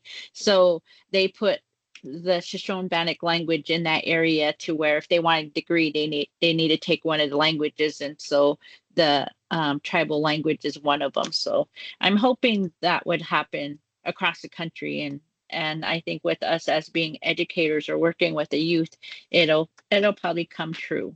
So that's one thing I'm hoping. But I learned a lot from Virgil, and hoping to learn more from him. But thank you for this opportunity to learn.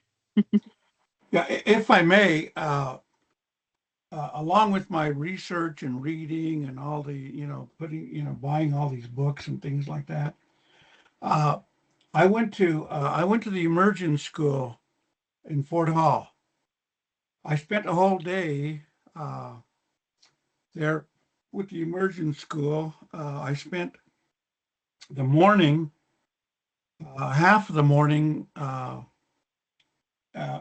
in the lower grades and listened to the teacher and watched what he was doing, and because our program is a K-6 program, and I took a lot of notes. And then I went to the other after recess. I spent the other half of the morning in the fourth and fifth grade class, uh, listening to that teacher and what he did. And I looked at all the posters and the displays that they had in both the classrooms uh, to teach the language and things like that. And so that was part of my research. And I thought, it's no different than what I did as a full-time teacher. The only difference was now it had Goshu Shoshone names to words and things like that. Same bulletin board, but with the native perspective to it. And the other thing, I asked Stephanie if I could go find a immersion seminar that I could attend. And so she said, well, see if you can locate one. So I got on the online and looked at several that I wanted to attend, but some of them were quite costly and were very intense. And I didn't want to go to one that was intense. I didn't want to learn their language. I wanted to learn how I could glean off of that information to teach the Goshute language. So I found, I think it was a 3-day seminar at NAU. So I went down to Flagstaff, and Stephanie came through with some funding. I flew down to Phoenix and got a car and spent 3 days at NAU going to all their breakout sessions. And because this was all native immersion, what they were doing, not only in their schools, but what they were doing on their reservation to preserve their language, not only to their youth, but the whole tribe. And I gleaned some excellent information in that seminar, and met a lot of people, and I asked a lot of questions. And so putting all that information together, I put our curriculum together. It's an ongoing curriculum. I'm improving it. I tweak it, just like I did when I was a teacher, because when the kids are reaching a certain level, and once they reach that level, then they need to progress and advance. So that's why when I say, when we do this, now they're writing via, where before all we did was this. We just said the word and they said it.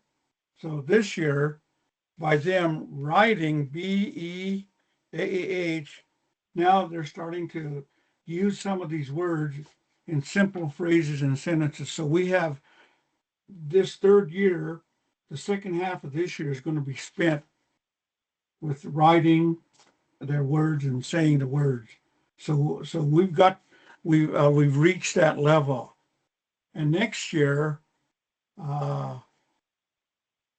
after we finish the school year, now we're going to be talking in sentences. I want them to use sentences, still introducing new words, common words, uh, everyday words, words that they use at home and with friends and other people. So to me, that's kind of like our next year. That's what what I'm shooting for. And by the time the fifth year comes, uh, they should be able to communicate with one another. I know linguists say it takes a good 7 years to learn the language, to be somewhat fluent in that language. But, with what we're doing, we're chipping away at it. And and, but, so that's kind of my thinking process and putting things together, if that's helpful.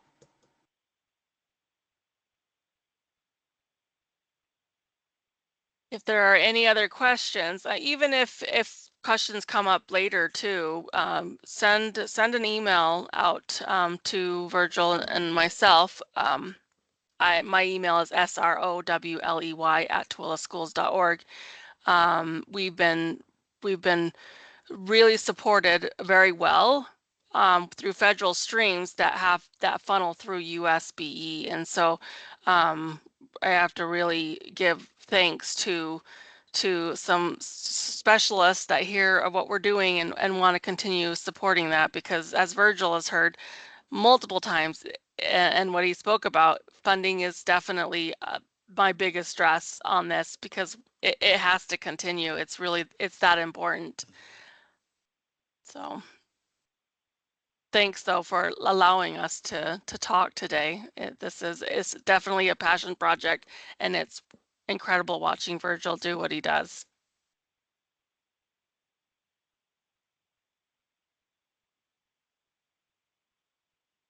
Yeah, very good. I'm very from the first time I saw him do the presentations, and I saw the drive in him.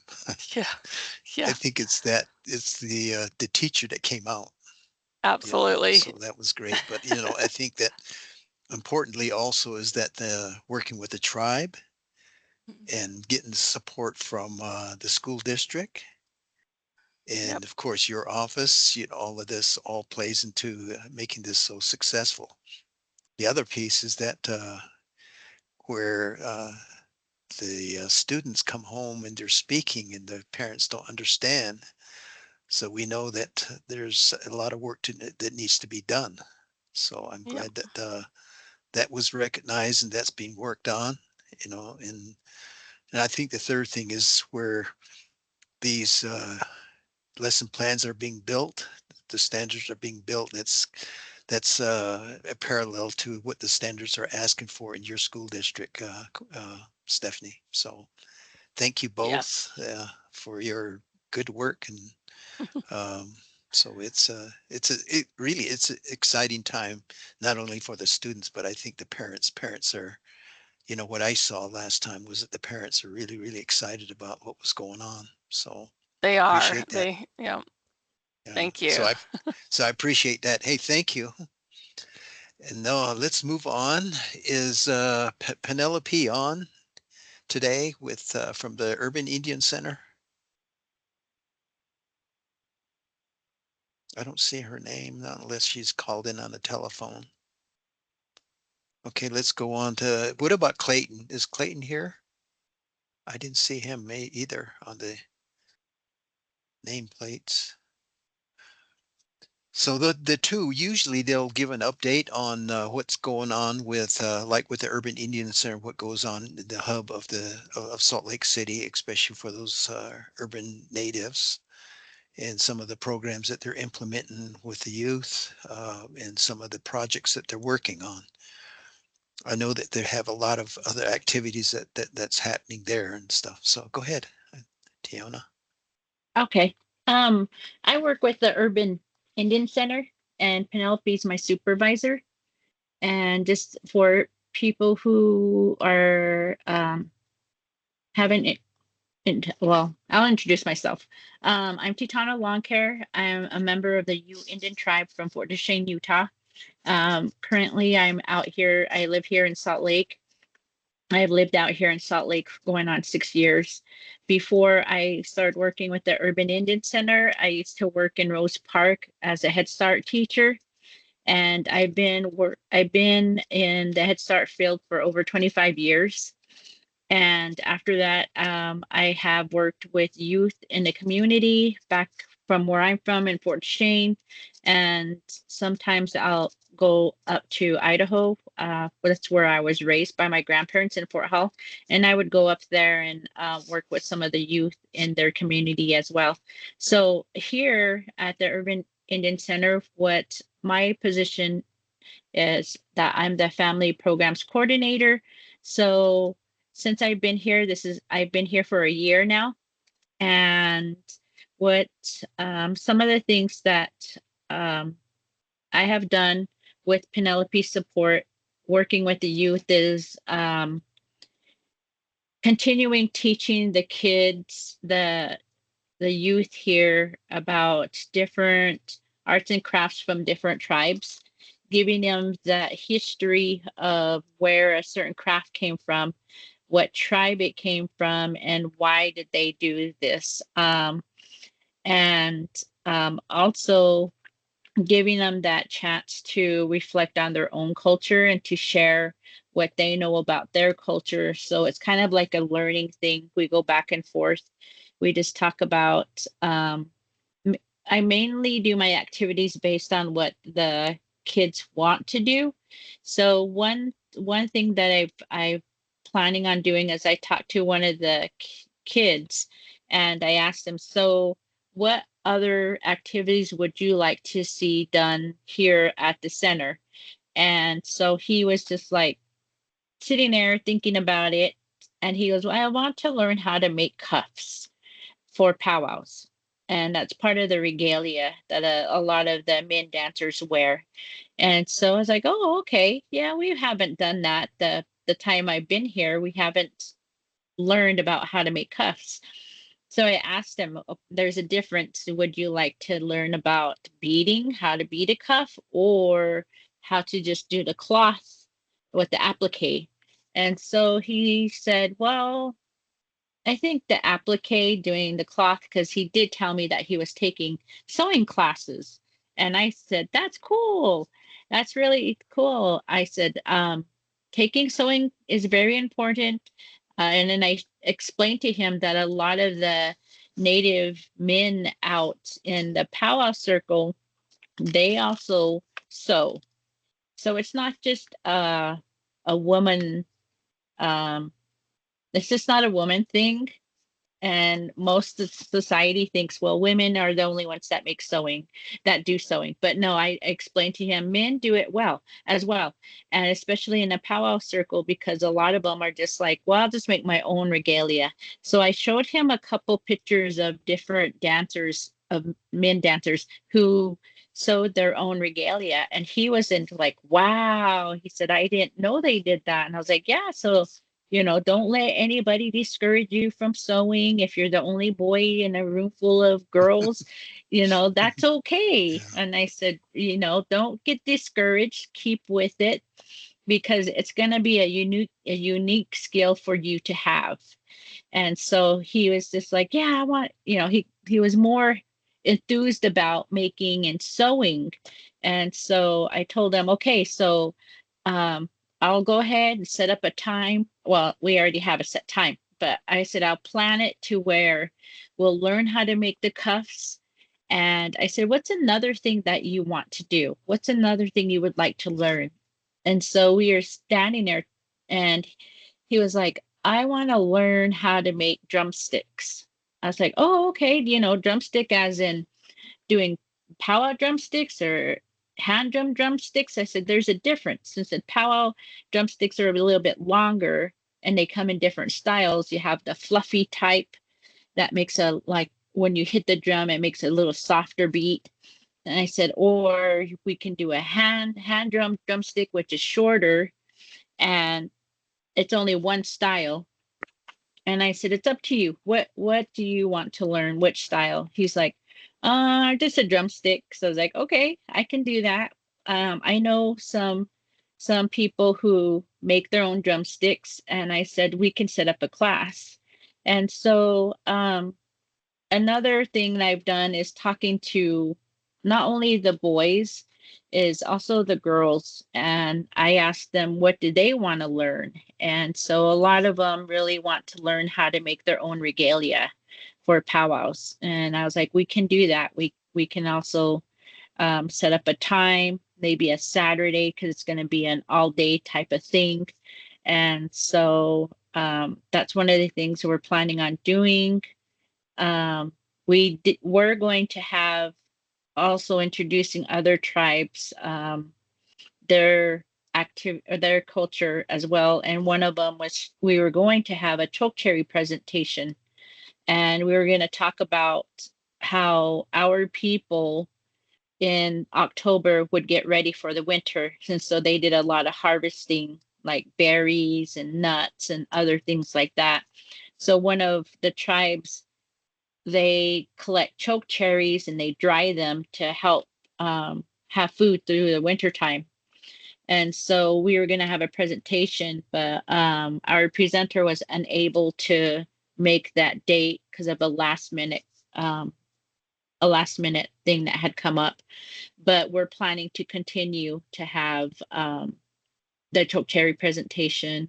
Where else other future plans are also to teach about how other tribes use weaving, such as cradles, making cradle boards, making baskets, a bunch of other things. And so that's some of the plans that I have had with the support of Penelope going into the new year. Very good. Thank you. That was very informative. I think they do a lot because that's the hub of, all the urban people to go to the Urban Indian Center, and that's where they get the good information and, things the good things that you guys do down there. So thank you for that. Let's move on to Lake Clayton. Is Clayton on? Did he come back in? Or if not, we'll move on to updates. Anybody out there have any updates on things that they're doing, planning, or comments? I can share something. Okay. So we are going to do a virtual Navajo storytelling on constellations. It's not going to be pre-recorded because we're going to have Avery Denny, who's also a traditional Atali, do the presentation.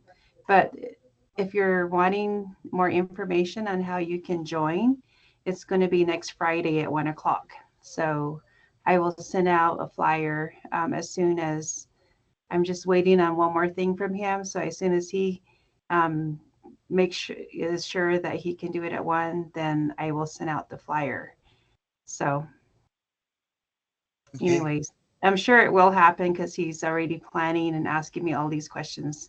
So I think he's wanting to do it, but he doesn't want to be recorded. So if you're wanting to listen and can understand Navajo, you're more than welcome to join. I'll send out the link.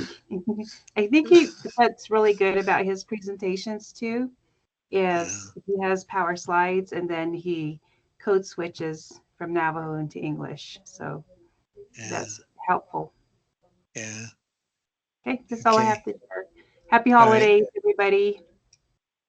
Oh, I also forgot to mention, we had kind of like 3 events for the youth. Um, I'm not sure if you're all familiar with Superman.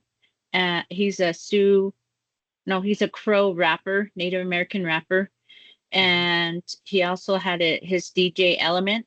We had a concert here in Salt Lake, and that went pretty well.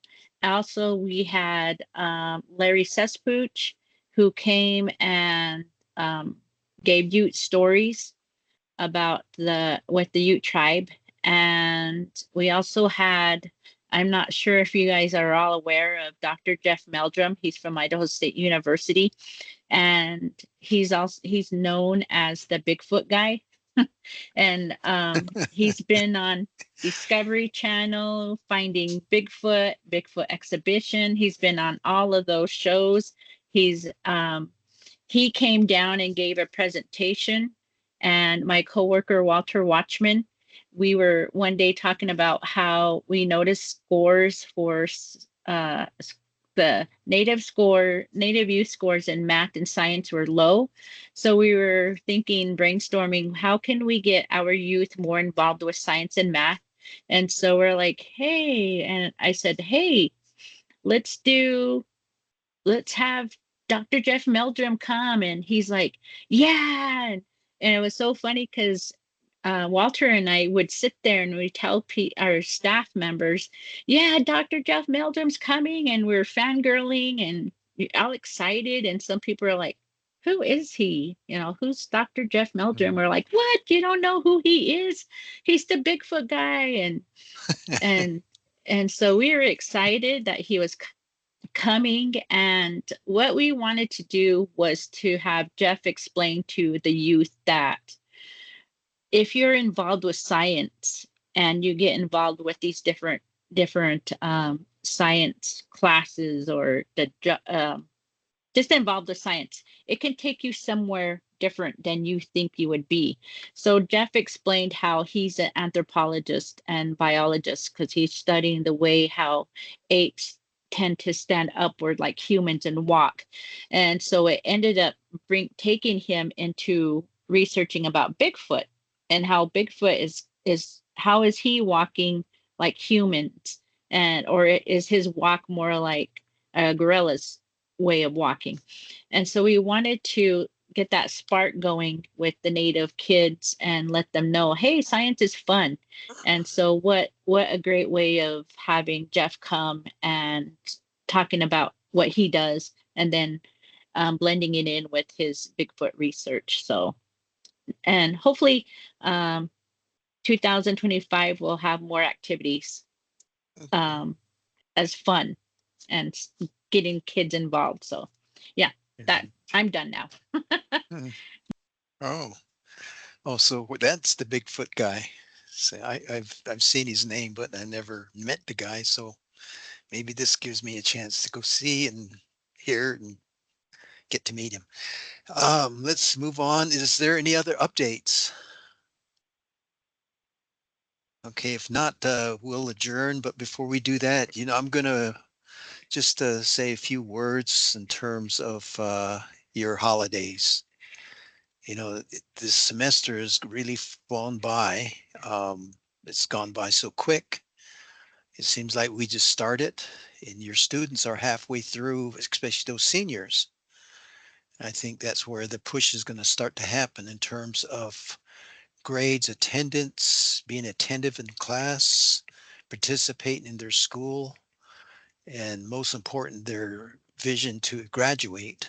And I think second semester we could start to focus in on that a little bit more in terms of those students who need some encouragement. Half semester's over within another couple of weeks, and we start another year, 2025, and we go into that new year. We're going to transition from one decade to another decade, and that's where I would say that happy holidays, be safe, and enjoy your holiday when that comes around. Be mindful of your children, your siblings, your kids, your students, your parents, your community, and be mindful of those because this sometimes these holidays for some it's not it's challenging for some sometimes. So that's where you come in to help that transition to help along that piece of livelihood. With that, again, I thank you guys for your work that you do with your students. And I've said this before, what you guys do as a Title VI coordinator, this job is not easy. There's a lot of challenges involved, and every day it's a little bit different story, and every day and every year it's a different whole new situation, and you guys adjust very, very well to that. So with that, I thank you guys for what you guys do, and be safe, and we'll see you in January. Bye. Thank you. Thanks, Bye. Dr. Foster. Happy holidays. Merry Christmas. Happy holidays. Not yet. Ja, Keshmish.